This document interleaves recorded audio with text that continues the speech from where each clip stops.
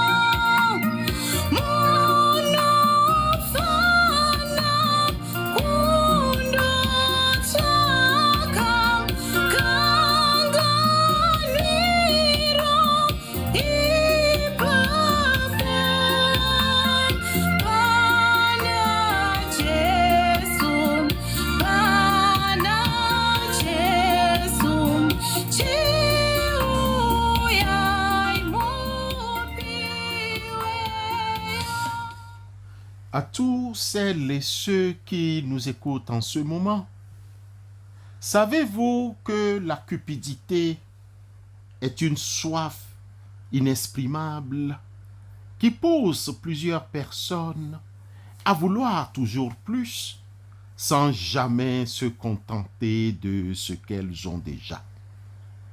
Elle est aussi un désir excessif et insatiable de posséder quelque chose, en particulier l'argent et les biens matériels. En d'autres termes, la cupidité est comparable à un trou noir qui aspire tout sur son passage. Plus on a, plus on veut en avoir encore. Cet état d'esprit ou cette manière de vivre détériore les relations humaines et les relations sont toujours tendues lorsqu'on vit avec une personne cupide. Heureusement, bien-aimés frères et sœurs, Jésus est la source guérissable, la source de la victoire sur la cupidité. Cette réalité est aussi décrite par plusieurs récits bibliques, dont celui de Lot et d'Abraham.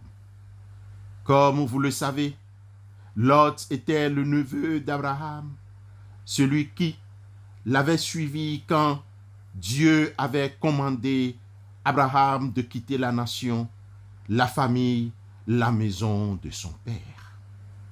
L'Éternel Dieu dit à Abraham, « Va-t'en de ton pays, de ta patrie et de la maison de ton père, dans le pays que je te montrerai. » Genèse chapitre 12, le verset 1. Bien-aimés, nous savons très peu de choses sur Lot avant l'appel d'Abraham. Probablement que Lot était le chargé d'affaires, le chargé des biens de Abraham, et devrait accompagner son oncle comme membre de sa famille. Mais avec le temps, les troupeaux de Lot et d'Abraham croissaient de telle enseigne que les bergers des deux personnalités entretenaient des relations conflictuelles. Le bien vivre ensemble se détériore entre Lot et Abraham. Ce dernier proposa à Lot la séparation dans la paix au lieu de vivre ensemble dans des conflits constants entre les bergers. Abraham était si pacifique qu'il acceptait n'importe quelle partie de terre restante après que Lot ait fait son choix, plutôt que de s'engager dans une querelle stérile. Abraham dit à Lot qu'il n'y ait point, je te prie, de dispute entre toi et moi, ni entre mes bergers et les bergers, car nous sommes frères. Tout le pays n'est-il pas devant toi? Sépare-toi donc de moi. Si tu vas à gauche, j'irai à droite. Si tu vas à droite, j'irai à gauche. Genèse chapitre 13, les versets 8 et 7. Quelle humilité! Lot avait choisi la terre la plus riche pour lui-même. Malgré la cupidité de Lot, l'amour d'Abraham pour son neveu s'était encore manifesté lorsque Lot fut capturé comme prisonnier de guerre. Bien-aimés frères et sœurs dans la foi, Abraham rassembla ses hommes pour la libération de Lot. Abraham n'aime pas la cupidité au sein de Lot, mais aime Lot. Bien-aimés, quelle est la profondeur de notre amour pour les personnes avec qui nous vivons? Jusqu'où irons-nous pour les aider? Bien-aimés frères et sœurs, aimons-nous, car l'amour est de Dieu. Bien-aimés, aimons-nous les uns les autres, car l'amour est de Dieu, et quiconque aime est né de Dieu et connaît Dieu. Celui qui n'aime pas n'a pas connu Dieu, car quiconque aime est né de Dieu et connaît Dieu. Celui qui n'aime pas n'a pas connu Dieu, car Dieu est amour. 1 Jean 4, versets 7 à 9. Amen.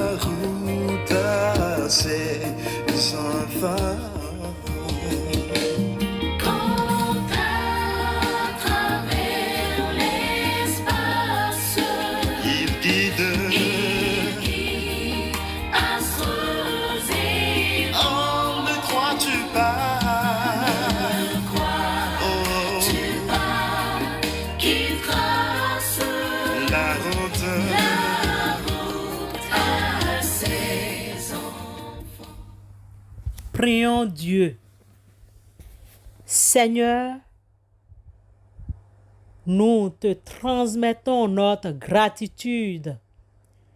Reste avec nous pendant tout le mois de septembre que nous venons de commencer.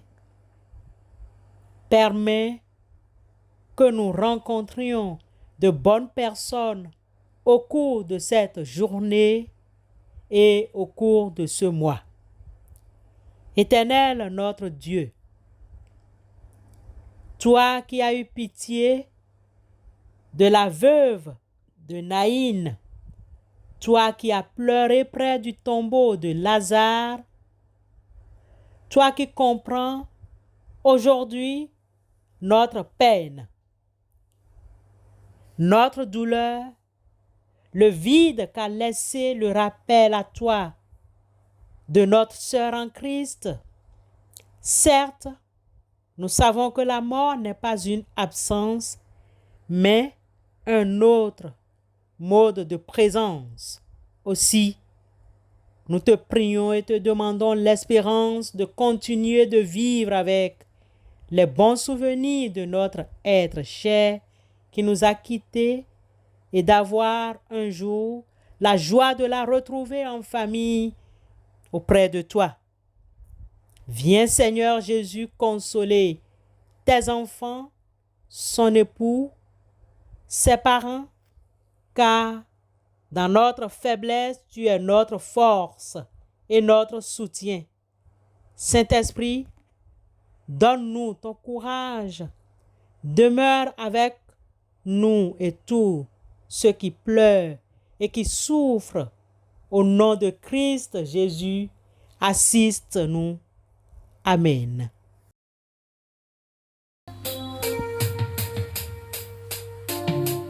Ton nom, le plus beau des poèmes.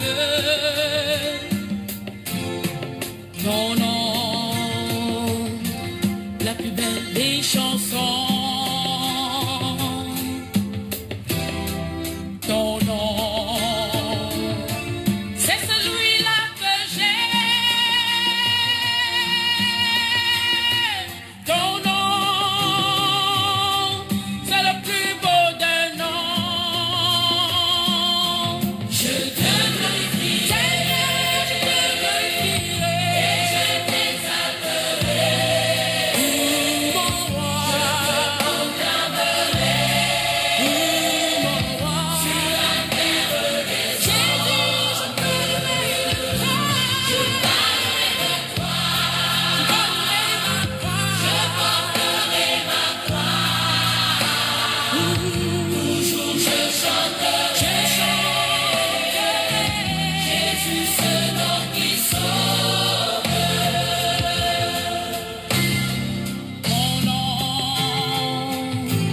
méprisé sur la terre. Mon nom, rejeté par les tiens. Mon nom, c'est le roi qui revient. Ton nom, c'est le plus beau des noms.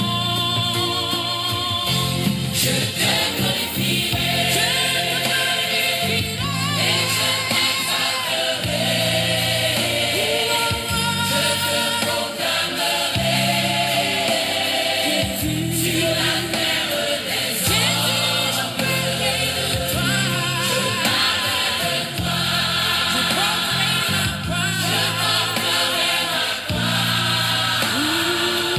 Toujours je chanterai. Jésus, ce nom qui sauve.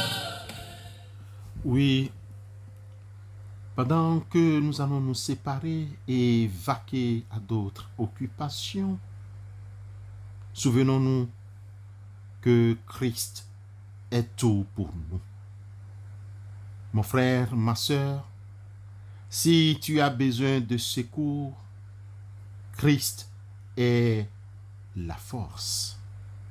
Si tu crains la mort, Christ est la vie. Si tu fuis les ténèbres, Christ est la lumière. Si tu as faim, Christ est la nourriture. Christ est tout pour nous. Allons dans cette assurance. Amen.